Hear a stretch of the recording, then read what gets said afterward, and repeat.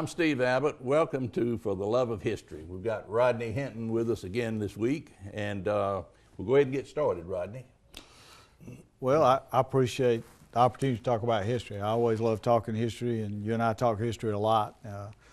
I hope some point in time I mentioned John Loophole and Jesse Williams, who I need to talk about at some point in time. Over. Yes. Tom French, and then Tommy Boswell needs to come and talk about the Indians. Yeah, I've questioned Tommy a good bit about history. When it comes to Indian history, in particular, Russell County history, period, but particularly Indian history, there's nobody knows more than Tommy Boswell and Billy Wynn. If we could get one or both of those people over here to really talk in depth, they are by far more knowledgeable than I'll ever be. But there's a lot of good historians around here. But so many people in Russell County and Phoenix City just does not realize the history that's right here. It's right here. And I think it's probably as historical as any part of Alabama. Oh, of the nation. Of the nation, yeah. And people just don't realize that. Well, and with a show like this, and you're telling us, it just changes everything. Take off on that for a minute. If you want to, like I told you, I did my dissertation on this very subject, but if you want to talk about Indian history, you can talk about it here. You want to talk about the frontier? This was the frontier. This was the opening of the frontier way before Texas ever was. Yeah. What do you want to talk about? You want to talk about industrialization? Look at the industrialization in Columbus and Phoenix City. You want to talk about the Civil War? Last land battle right here. That's right. You want to talk about World War I or World War II? Fort Benning. You know, I could go on all day. This is one of the most historic areas, and any element of American history that you want to talk about, you can talk about it from this perspective and a lot of world history. So, and if you want to talk today about people like Thesis and Aflac and Neil Stillwell and his ventures of the game and other things, look of the impact of these communities today. Right. All right, let's get started and kind of where we dropped off last week. We left off at Gerard and Glanville. I'm going to spend some time on Glanville because I spent a lot of time here. That's my favorite. I was hoping you would. But I do want to make one point. Okay. There's a lot of misinformation out there. And this is a little bit of a technicality, but it's an important one. I hear a lot of people today referring to Phoenix City as as being called Sodom, and Gerard is Sodom.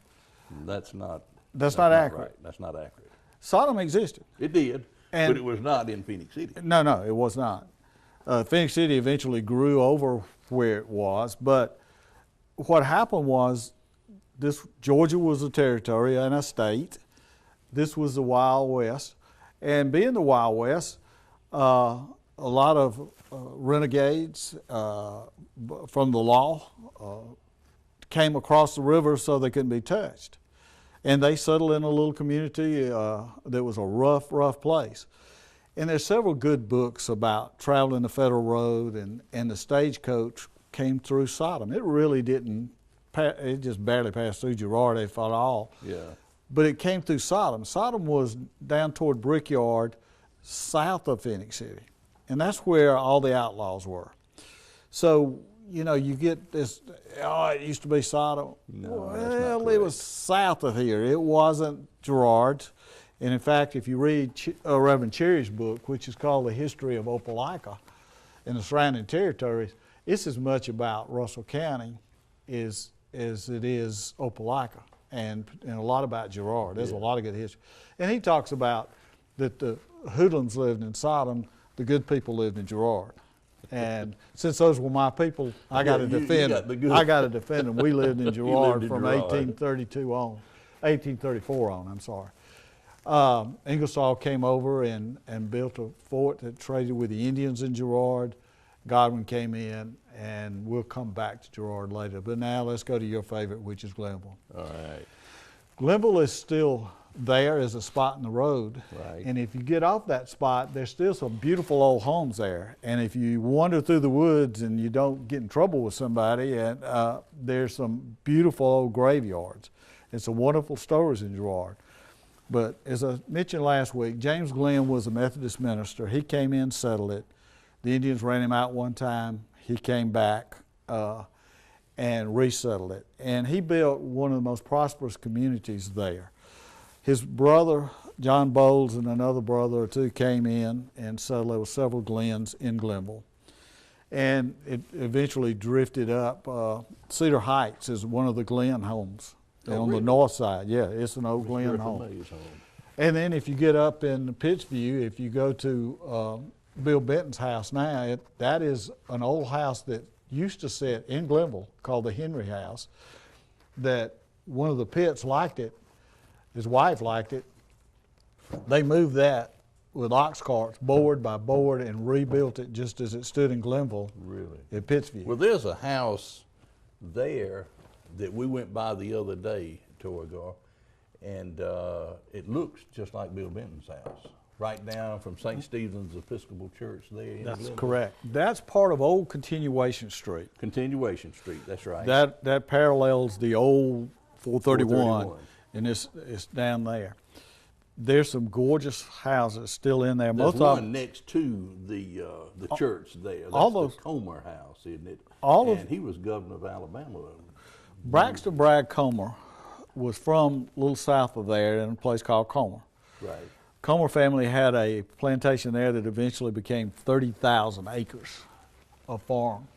But that's a whole different story. But Braxton Bragg, who became the governor, was part of that family, and he ended up buying a bunch of houses there in Glenville. And then the Comer family today still owns most of those old houses that are there.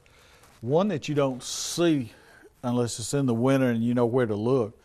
One of the most beautiful plantation homes in the state of Antebellum homes in Alabama is the America C. Mitchell House, which is just a classic two-story colonial home that's right there on Continuation Street, right by the church, a little to the right. But again, it's private property. We saw that the other day through the bushes there. We could see it. Yeah, you can just see it through the bushes. Somebody told me, and I don't know if this is right, but they thought about using that when they were filming Gone with the Wind, but they decided it's classic. I don't know. They filmed it at a house around Atlanta because it was the distance, I guess.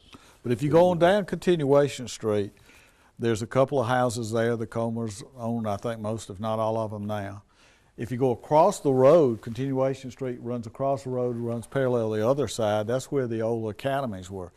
There were several academies there, two major ones, a male academy, a female academy. You got people coming from all over, including out of Charleston, to go to school down there. In the female academy, they had one hall that had 24 pianos in that hall. It was a very impressive thing over time. They had doctors. If you get around to the end, one of the things they fought was the railroad coming through because they didn't want that dirty, stinking thing scaring the horses, and that was part of the collapse. Okay. But John Bowles Glenn, who was James Glenn's brother, was the educational emphasis when he came in there. And he helped build those schools, and other people were involved, and it wasn't only him. But he eventually moves to Auburn and becomes a critical force, not the only force, but a critical force. Again, it was originally a Methodist school in building East Alabama Male Academy. Yeah. And John Bowles Glenn was the first chairman of the board there, and as such, he signed every check. Then after he passed on or passed through that position, his son became treasurer and signed every check. And then his daughter took over as treasurer or some role there. She signed every check. Going from the beginning of that school up until I know through the 50s, I think in the 60s, I'd have to go back and check my dates, a Glenn signed every check that had been written at Auburn University. That's the impact of that family over there, and that's the thing that you had somebody told you and you didn't believe it. I didn't believe it. John Evans told me Gotta that believe the other John day Evans. You got to believe John Evans. He told me that the other day when we went fishing, and we went right down continuation, and Torrigar was with me, and we looked at the house there, and the whole time I was driving through there, I'm thinking, man, I wish I could have been here in the 1800s and seen this, go across the street and see those academies that were over there, and I just wondered, how did it look 150 Oh, it's years very ago? impressive. And for it to just be gone now, just absolutely gone. But you're correct about the cemeteries. I went down there one time, and there's people who were born in the 1700s. Beautiful, just buried beautiful monuments. Monuments, It looks like Linwood. Mm-hmm. But you're just wandering through the woods Just if you know wandering where through to the look. woods, right. There's But also an interesting grave there.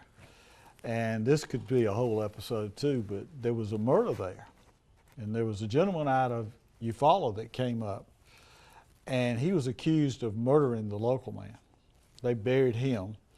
And the story goes that, and I've forgotten his name, I should have gone back and looked at it. But his mother came and supposedly fell dead across his grave. I remember reading about that. Yeah, Or maybe it's something on the tombstone. well, on the tombstone, Right, that's what it was. he faces one way with his inscription and she faces the other. Right. But on that tombstone, what it also says is that he was killed by a gentleman by the name of Lohr. But the Lohr family was very prominent in Eufaula. And they never could convict him, so the people from Glanville went and took him out of jail and hanged the Lohr guy, if I remember the story correctly. But the Lohr family was so prominent down there. If you go to Eufaula today and you start at Eufaula Avenue, where we all go down Eufaula Avenue, and you move toward the river, there's Livingston Avenue, Orange Avenue, Randolph Avenue, Eufaula Avenue, which spells L-O-R-E because that in honor of that family. But there was that trial was they never could convict him. Don't know that he did it, but the story. If you ever have a chance, read Backtracking in Barber County, written by the same lady that wrote Russell County in Retrospect, and she goes in detail of that story. The power struggle with Glanville is that, you know, Barber County is one of the few places that has historically had two county seats, one in Eufaula and one in Clayton, and they fought over each other. And the story goes that Glanville was they leaned toward Eufaula, it was closer to them. And so the politicians just traded them out of the county, and that's how they got in Russell County. If you look at the map, you will see that the bottom part of the county has a zigzag in it where they traded Eufaula to Russell County for some other land to get them out of the political fray in Barber County.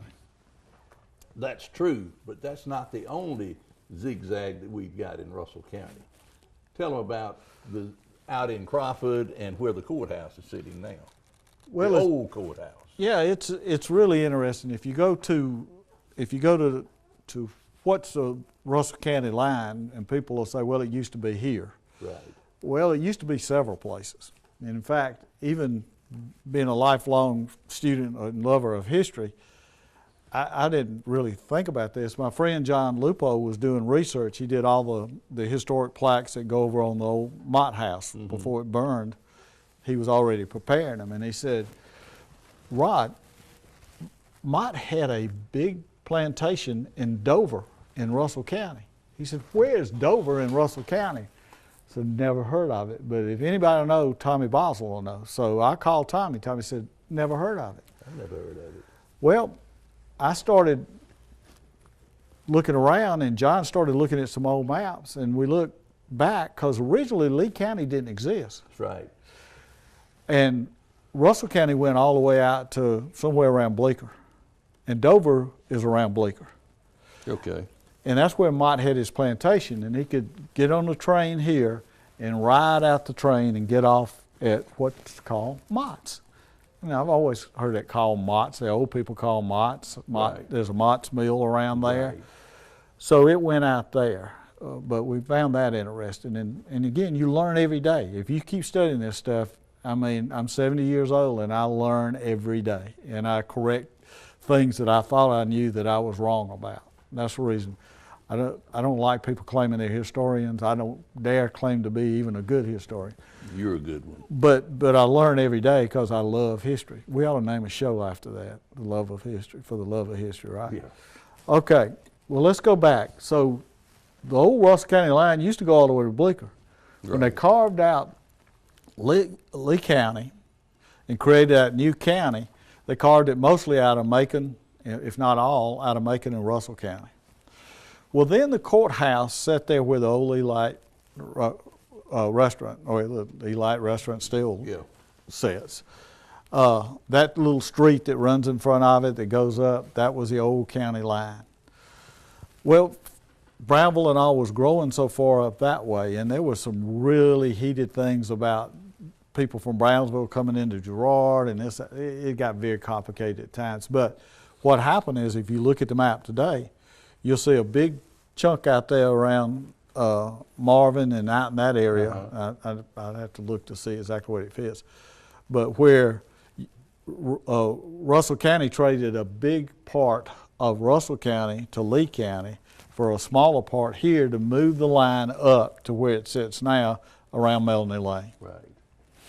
And so that zigzag is created with another bargain. So there's all kind of, you look at these lines, sometimes you wonder, how did that happen? And there's a lot of it that went on. And in fact, if you get on down into counties in Alabama, and I got a friend in Union Springs, if you ever want to know anything about Bullock and Barber County, and particularly Bullock County, he's the most knowledgeable man I've ever been around. That's who I call. I call Jesse Williams or John Loophole, or you find the experts. Right.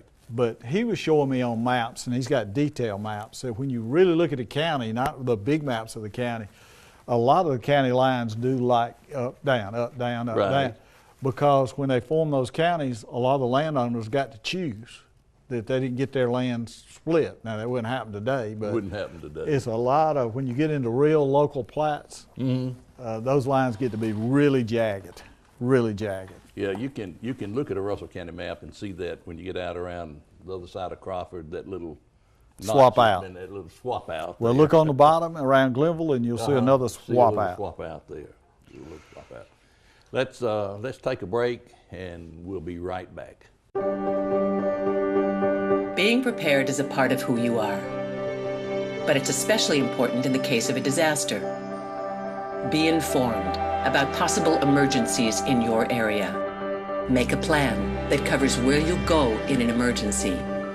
Build a kit with the things you need to survive. There's no one more capable of planning for your situation than you. Start your plan today. Go to ready.gov/myplan.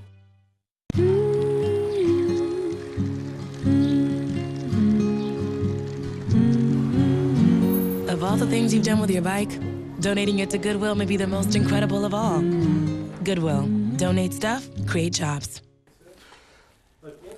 3, 2. We're back with Rodney Hinton. Do they call you Rodney or Rod? Am I the only person in the world that calls you Rodney? Some people, I hear people say funny. Rod. It's funny. I think when you grew up, you became Rod, but when we were kids, you were Rodney. And it's nothing deliberate. My sister called me Rod. My wife calls me Rodney. Okay. So, you know, it just varies to when you knew me or whatever, and it doesn't matter to me. I just so you call me to dinner, that's okay. You wouldn't, there's some names I get called, but we can't repeat those. I don't want those. Right. But anyway, before we get started, I wanted to talk about, go back to Glenville. Okay, you like Glenville? I like Glenville. Glenville's my favorite place right here. I wrote a paper for a history class, a history seminar at Auburn University on Glenville years ago. I'll give you a copy of it. Okay. But the Wheeler sisters asked me to let them put it in tap I went roots. by their land out at Salem the other day. I rode by and I thought about them. I learned a lot of history. They lived over by the National Guard Armory. That's correct. In their later years. but really Very really knowledgeable. Very and knowledgeable. Studied. I learned a lot They from the did. Wheeler They- sisters. I'll tell you a story with the Wheeler sisters. They came in one day and said, "How many of these do you want?" And they had these little booklets. And I looked at it, and it was by Peter Brannon. Let me tell you who Peter Brannon is. Peter Brannon grew up and lived in Seal. Okay. He went on, and he was over the archives in Montgomery, and one of the most prolific writers on Alabama history, and one of the most knowledgeable. This was a Alabama quarterly that Peter Brannon, and he wrote a bunch of them, but this was one he wrote about Russell County and Fort Mitchell. And I said, "Where did you get those?" They had a whole box full of them. They said, "We were doing some research in the archives, and there was this box of these books." And we asked somebody, I said, "What are you going to do with those?" I said, "Oh, we're going to throw those out." And they said, "Oh, no, you're not. Can we have them?" And I gave those away for years. I got my one copy left, but Tommy Boswell had a bunch of them. I had a bunch. So the Wheeler sisters gave it to those of us that loved histories, but they were instrumental in preserving the history of this county. Yes. Very knowledgeable. We had talked about Grant Parker a few minutes ago. I'll let you talk about what we were talking about. Just Well, that was your story. You wanted to remind Grant Parker, Mr. Alabama fan, that Auburn was a Methodist institution. Right. Yeah, right. I'm sure he knows that. I'm sure Grant knows that, but He wouldn't talk about he it. wouldn't talk about it. No. But anyway, okay, back to that. All right, get back to that. Let's take off down. Let's talk about the development of the county a little bit more. Again, the old Federal Road followed Indian trails. They were Indian paths that the first the treaty. Federal Road was actually no wider than at first just a path. It was a path. Just a path. A wagon couldn't even get down. That's correct. And then they The widened Indians, them later. But the Indians used it as a path and had for centuries. The Federal Road, as I mentioned earlier, came through Russell County, and it followed that Uchee Ridge through the community of what's Uchee now. It came across from Fort Mitchell, across the part of Roy Green's property, over to Uchee, following that Uchee Ridge, and then at the other end of the county, just north of Huttsboro, that's where eventually Fort Bainbridge was built in the Key Plantation. right. And I've got some pictures. Yeah. Jimmy Hall, your son-in-law, is a descendant of the Keys, and he Right. shared some information on the Keys with me one time. But the Key Plantation was out there. Yeah, I've Then been right- to that cemetery with Jimmy. Oh, you got just to know where above. you're going to find it. It's in the woods. It's in the middle of the nowhere. woods. Jimmy and his daddy and I were talking about it one day, and he said, "You ought to see that in the spring when all the flowers are blooming." I said, Dogwood. "Well, the wildflowers," and I said, "I've been there then," and he smiled like, "Sure you did." And I said, "I'll send you a picture." So when I got back home, I sent him a picture. I took it because I happened to be there at that time. But at Fort Bainbridge, like I said, north of Huttsboro, the Federal Road goes on south of Montgomery and down through north of Mobile and over to New Orleans. But also, right there, another road, an old Indian path, takes off going south.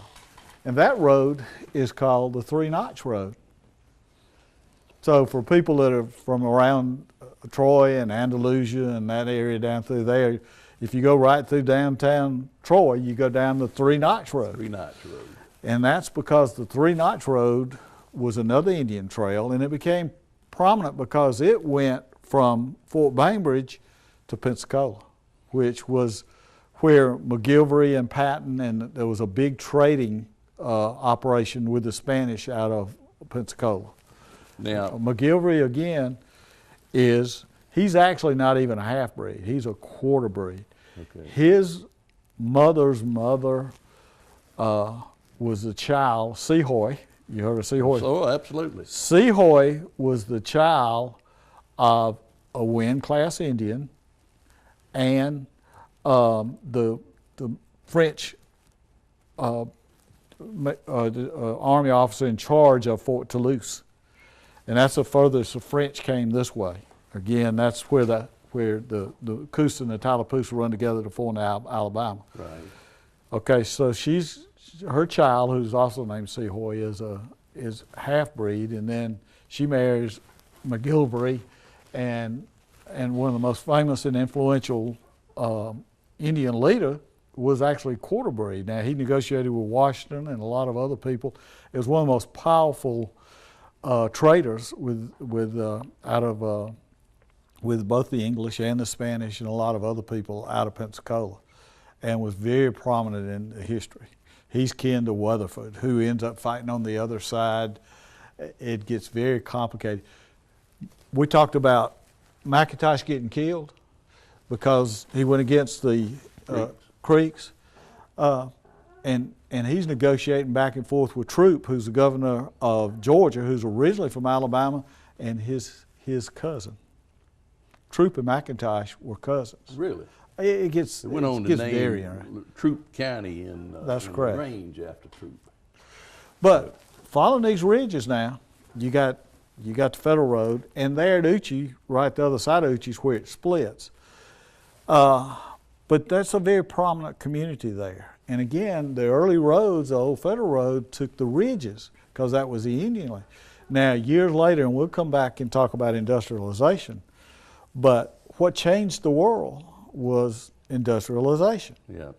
And with industrialization came the railroad. Now, you didn't want the railroad on hills. You wanted it on flat land and close to water, complete opposite.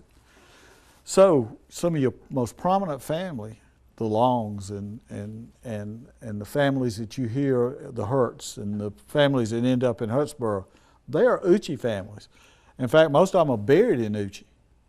But when they built the railroad, they didn't build it in Uchi.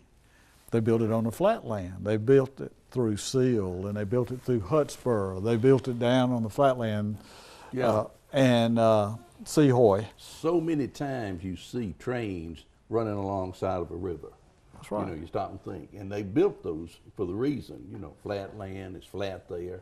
You don't have to push any hills down, and they got plenty of water for those steam engines. Well, one of the reasons that Smith Station became an important stop on the railroad going out in that direction is because it was the last really good water supply before they started going up the hill toward Bleecker.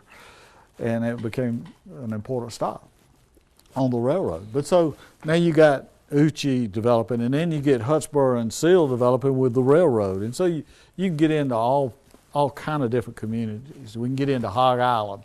I'm not just familiar with Hog Island. Yeah, there's so many communities that develop. Then you get down around the river, you get Jernigan. That's when the McClendons came into Jernigan. And, a lot of McClendons are buried there, and some of the descendants are still living not far from there in Oswego. Right. But those communities start to develop in all different directions. Now let me take you to the other side of Crawford, which obviously became the first county seat was actually in Gerard, and then it moved to Crawford before it moved to Seal, and then moved back to Phoenix City. Crockettsville it was called at the time. Not far from Crockettsville, going over toward Auburn, there's a ridge called the Mims Trail. Mm-hmm. On the top of that is a place called Piney Woods. It's a beautiful spot up there. It's not far off 169. It's between Crawford and 169. Okay. Going that back way to Auburn. Okay.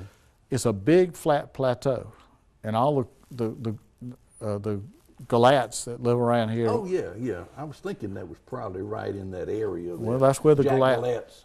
Kinfolks. Yeah, I think he's got a brother that still lives up there. But a lot lot of the Galats. Anyway, a lot of the Galats came from Piney Woods. Jimmy Rollo came from the flat land just on the other side of it. Right. Griffin's Mill. Jimmy still owns that land. Yeah, Jimmy still owns that land. Beautiful piece of land. Beautiful land. And right up the hill is the Piney Woods. Right. Well, that's where our cowboys lived. That land wasn't good for farming, and it was big and open. They raised cattle up there, and then that Mims Ridge and some other ridges going in other directions, they would herd cattle into there and out of there. So that's Cowboy Territory. Really? Yeah. That's where Jimmy gets being a cowboy. Well, Jimmy, it's funny you said that because Jimmy Rollo told me when he was growing up, he said, you know what? And he knows all about Piney Ridge, and that's, but he said when I was in high school, down at the bottom of that hill, and we still had cattle that free ranged, and I'd have to get on my horse before I went to school and go check the cattle. Really? They were just free ranging all around there. It's a different time. But talk to Jimmy about that sometime. He's a source of a lot of knowledge. He is. Now Jimmy now, his side farm is on the old Knuckles plantation. Yes, I've been there. And the Knuckles are a very prominent Columbus family. They moved from Georgia down there for years, and then they moved to Columbus, and they're known there. Which takes us to another interesting point. Is the town developed in Columbus and Gerard and so forth?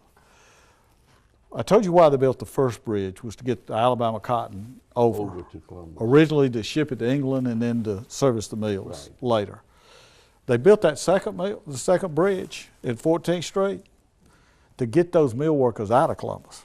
It was crowded, it was polluted, so they bought the land, actually during the Civil War, from Ingersoll, and that's how that mill village started.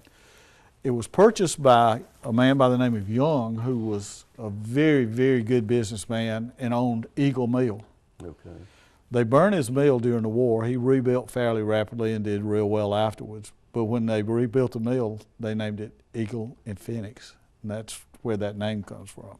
Okay. Now there's a lot of dispute about the spelling, but that's where the name, because it was the village, Brownsville or Lively Station, which was the name of the railroad station. That was the mill village for the mill. But you got to realize most of Columbus was spring heads all over, particularly on the south part of Columbus, the historic district down there. There was spring heads everywhere. So you got sanitation issues, crowded people in there, in that valley. And I always thought that the rich people built on hills in the summer to live in their summer home because it was cool. That was the side effect. What John Loophole taught me just a few years back, and I said, that's just so obvious, I didn't think about it. What they were really, the primary reason was to get out of the pollution because of yellow fever.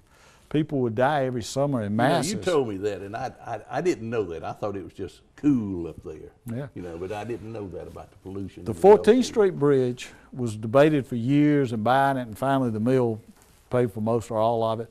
But they were getting those workers out of town because of crowding, because of disease. There was one other reason.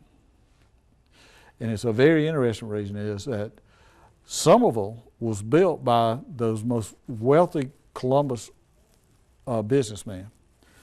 First, Ben Hardaway, I think it was Ben, the older Ben. Then the Fontaines and the Stewarts, and we can get into them. Fontaine's warehouse is part of the Bradley Company today. Fontaine's office building is a Columbus State University building now in downtown. But the Fontaines, the Stewarts, they all moved up there. Ingersoll had a school up there that was so good, a tutor in a small school, that Hardaway pulled his kids out of school in Columbus and put him into Ingersoll School. Really? That son ended up being one of the premier engineers and later on an engineering professor at Auburn and at Alabama at different times. And he went to Ingersoll School up on the top of the hill. But they called their community Somerville, on the north side of where Ingersoll was. And that's where Rock Island Paper Company was. But before we get off on something else, if you look at it, all these rich people had a hill. When the Knuckles moved into Columbus, up where Channel 3 is now, was the Knuckles house on top of that hill. You had, Woodruff's had another hill. Moses had the hill up there above Gerard Cemetery. That was a summer place for the Moses. I remember his house back when I was. It was originally a summer home for the Moses family. Right. You had all these families up on this hill. One of the biggest hills out there was a guy named Winter, who was the first mayor of Columbus. He was an Englishman and very well. He owned Rock Island Paper Company, a lot of other things till he, before the war, went back to England. And he sold his house to Raphael Moses. And Lupo and I, doing some research on Mott, found out it was really very interesting because even in his, Raphael Moses in his autobiography, and he's an interesting man too, he was Robert E. Lee's favorite, and I'll tell you why later, but one of his favorites. But actually, Winter sold it to Mott, and Mott immediately sold it to Raphael Moses. But Moses was Winter's lawyer. I don't know what the dealings were, but there was some interesting. But originally, that house was on that high point that was originally he called it Bunker Hill. So that's where, Bunker Hill doesn't come from World War I or II. It was Bunker Hill before it was ever a military base. In Phoenix City? No. It was out in where Fort Benning is, across from where Ranger Joe's. Okay. When Raphael Moses bought it, this is the same Moses family, different people from I Moses. Okay. They're all kin, but when Raphael Moses bought it, he changed the name to Esquiline, and it's been called Esquiline Hill ever since. Yeah. So those names came from back in history, but that's a very high point. But there's a reason those people bought those hills and lived on those hills. Yeah. Raphael Moses was a very prosperous attorney. Now let's go back to some of the things we talked about. Because history is not about dates and facts, it's about people and stories and lives. That's right. What we're talking about. Right. Raphael Moses was a very prominent attorney in Apalachicola until the railroads came in and took the river trade away on the cotton. Right. And then he moved away from there and eventually moves to Columbus because a lot of his clients were Columbus. He was a very prominent lawyer. When he bought that, he also became a very important, had an orchard with plums and peaches. And he found ways to ship them all over the United States. When the war broke out, he was recruited and became one of Lee and Longstreet's right-hand guys. If you ever read the book Killer Angels, they talk about Raphael Moses there. And let me finish this, and then he can cut it any way he wants to. But Raphael Moses was critical to getting, because he knew how to grow and to get food to troops, and he was critical to Lee and Longstreet, and he lost his fortune in the war. He still kept his house, and he did okay, but he was a critical factor. And he's buried up on that hill today. There's a cemetery up there. Okay. Raphael Moses was one of the most powerful men in the United States. From Columbus, on that hill up there, kin to I Moses, who was so important to this community. I forget exactly what the relationship was, the same family, people that we, like Ingersoll, we don't know about. Yeah. Next time we're going to talk about Ingersoll and the Morse Code. Okay, great. So Rodney, you can cut anywhere you want to cut, make it work. We need to do an exit, I guess. Mm-hmm. Rodney, again, thank you for coming. Look forward to next time. Very enjoyable. Remember, stay tuned, watch this show. It's so interesting to me until I could watch it for hours. But, watch Channel 7, 207, and we'll see you next week.